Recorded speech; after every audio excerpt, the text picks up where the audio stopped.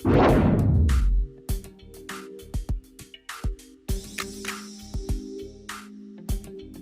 बार एक गांव में रामलाल नाम का एक आदमी अपनी दूसरी बीवी कमला और अपनी दो बेटियां पिंकी और रिंकी के साथ रहता था।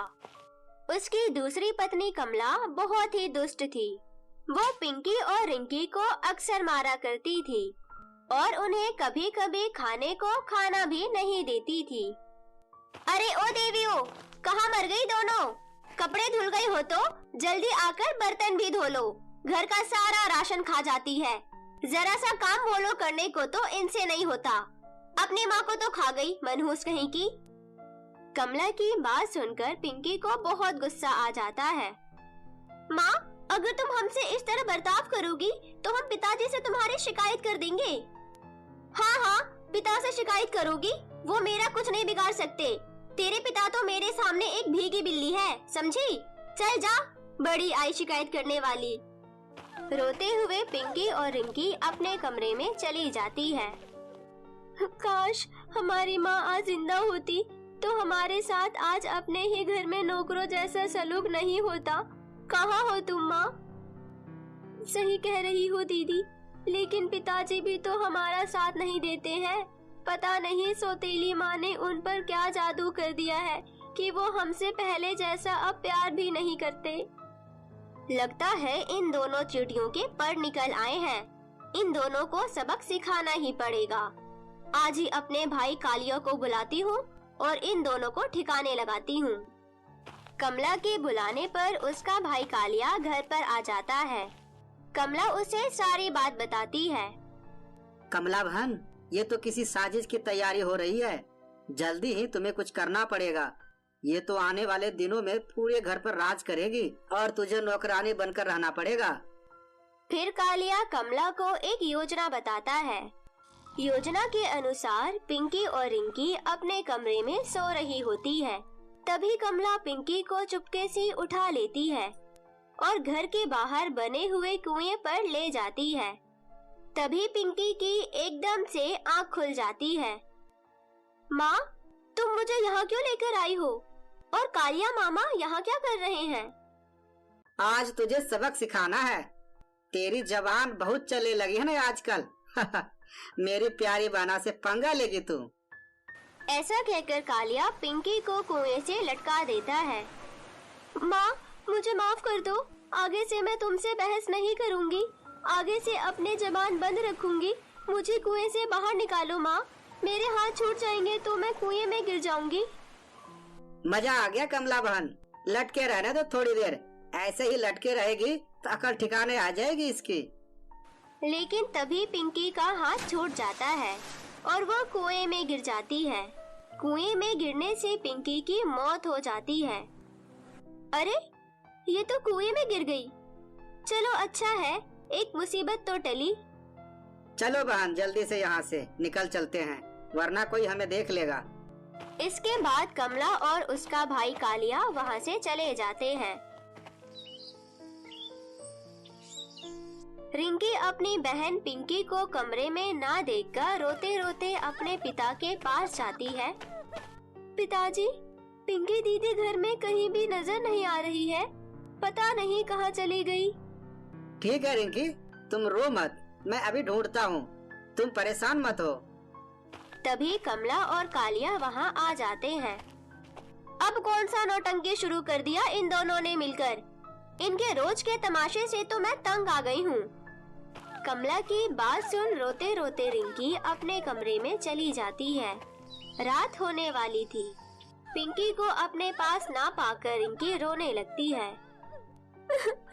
दीदी, तुम कहाँ चली गई हो? पहले माँ चली गई मुझे छोड़कर, अब तुम भी चली गई। मैं अब बिल्कुल अकेली हो गई हूँ दीदी। आप कहाँ हो? जल्दी से आ जाओ। आपके सिवा मेरा और कौन है इस दुनिया में? तभी पिंकी की आत्मा वहाँ आ जाती है। वह बहुत ही डरावनी चुड़ैल दिख रही थी। आप कौन है और मेरे कमरे में कैसे आ गई? रिंकी, तुमने मुझे पहचाना नहीं? मैं तुम्हारी दीदी हूँ, पिंकी। नहीं, आप झूठ बोल रही हो। आप मेरी दीदी नहीं हो सकती। नहीं, मैं तुम्हारी बहन पिंकी हूँ। उस रात सौतेली माँ ने अपने भाई कालिया के साथ मिलकर मुझे मार डाला। पिंकी रिंकी को उस रात की सारी घटना बता देती है। दीदी, इन लोगों ने आपके साथ बहुत गलत किया है। आप उन लोगों को मत छोड़ना। उन्हें उनके किए की सजा जरूर मिलनी चाहिए। सजा तो मैं इन्हें जरूर दूंगी, लेकिन इतनी जल्दी नहीं। इन्हें मैं भी तड़पा तड़पा के मारूंगी, जैसे इन्होंने मेरे साथ किया है। बस तुम देखती जाओ। फिर पिंकी रिंकी को अपनी सारी योजना समझाती है। अगले दिन सुबह रिंकी घर की साफ सफाई कर रही होती है। तभी कमला वहाँ आ जाती है। क्या हुआ देवी जी? जल्दी जल्दी हाथ चला, किसका इंतजार कर रही है? कर तो रही हूँ, मैं इंसान हूँ, रोबोट नहीं, समझी मेरी माँ? मुझसे जबान चलाती है, तेरी इतनी हिम्मत? ये कहकर कमला रिंकी को मारने के लिए दौड़ती है। तभी पिंकी अपने पैरों से कमला को अड़ंगी देकर गिरा देती है। कमला जोर से जमीन पर गिर जाती है। अरे मर गई रे, हाय मेरी कमर, ये किसने अड़ंगी दी मुझे? ये देख रिंकी जोर जोर से हंसने लगी। अच्छा, तो ये तेरी शरारत है, तुझे तो मैं छोड़ूंगी नहीं लड़की। तभी कालिया वहाँ आ जाता है। अरे बहन, जमीन पर क्यों पड़ी हुई हो? आज घर की साफ सफाई तुम ही करने वाली हो क्या? चलो मेरे साथ कुछ जरूरी बात करनी है। ये कहते हुए कमला कालिया के साथ कमरे में चली जाती है। उधर रात में रिंकी अपने बहन पिंकी से बातें करती है। हाँ दीदी, क्या सबक सिखाया तुमने? आज तो मजा ही आ गया। तुम्हें हंसते हुए देखकर मुझे कितनी खुशी हो रही है, मैं बता नहीं सकती। लेकिन तुम्हें अब अपने आप को बहुत ही ज्यादा मजबूत करना होगा, क्योंकि एक दिन मुझे तो तुम्हें छोड़कर जाना ही होगा। नहीं नहीं, मैं अब तुम्हें कहीं नहीं जाने दूंगी दीदी।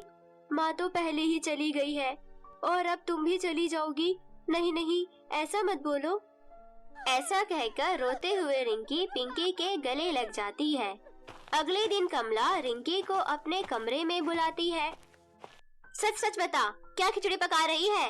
कल रात तेरे कमरे से आवाजें आ रही थी। तू कमरे में कल रात किससे बातें कर रही थी? मैं किससे बातें करूंगी? लगता है आपके कान बजने लगे हैं। ये कहकर रिंकी वहाँ से चली जाती है। उसी रात पिंकी कमला के कमरे में जाती है और कमला के हाथ को पकड़ लेती है। कमला अचानक से उठकर बैठ जाती है। कौन हो तुम? छोड़ो मेरा हाथ। पहचाना नहीं मुझे? इतनी जल्दी कैसे भूल गई? मैं आपकी प्यारी बेटी पिंकी हूँ।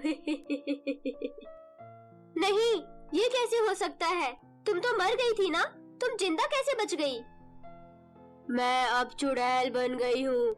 मैं तुमसे अपनी मौत का बदला लेने आई हूँ और हम बहनों पर किए हुए अत्याचारों का हिसाब तुझे अब चुकाना पड़ेगा। ऐसा कहकर पिंकी अपने सौतेली माँ को खींचते हुए उसी कुएं के पास ले जाती है और उसे उसी कुएं में धक्का दे देती है और कुएं में गिरने की वजह से कमला की मौत हो जाती है। वहीं दूसरी ओर कमला को घर पर ना पाकर कालिया आग बबूला हो जाता है और कालिया रिंकी से कहता है, सच सच बता रिंकी, मेरी बहन कहाँ गई है? सच बता दे, नहीं तो तेरा वही हर्ष होगा जो तेरी बहन का हुआ था। कालिया, तुम मेरी बच्ची को क्यों डरा रहे हो? भला मेरी बच्ची को क्या पता कि कमला कहाँ है? कल रिंकी के कमरे से जोर जोर की हंसने की आवाजें आ रही थी और कल रात से ही मेरी बहन गायब है। इसे सब पता है, मैं इसे जिंदा नहीं छोड़ूंगा। ऐसा कहकर कालिया रिंकी को मारने के लिए आगे बढ़ता है। तभी वहाँ पिंकी आ जाती है। रुक जा, वरना मैं तुम्हें कच्चा चबा जाऊंगी। तुम्हारी आवाज तो पिंकी जैसी लग रही है। सही पहचाना मामा जी, मैं पिंकी हूँ जिसे तुमने कुएं में फेंक कर मार डाला था। तेरी बहन को तो ठिकाने लगा दिया मैंने। अब तू बता, अब तेरा क्या होगा कालिया? नहीं, छोड़ दो मुझे, मैंने इस घर का नमक खाया है। तो अब इसी घर के कुएं में जाकर डूब मर। ये कहकर पिंकी कालिया को घसीटते हुए कुएं के पास ले जाती है और उसे भी कुएं में फेंक देती है। तभी पिंकी के पिता अपनी बेटी रिंकी के साथ कुएं के पास पहुंच जाते हैं। बेटी, मुझे माफ कर दो बेटी, मैं अब से रिंकी का पूरा ख्याल रखूंगा। तभी पिंकी वहां से मुक्त होकर चली जाती है।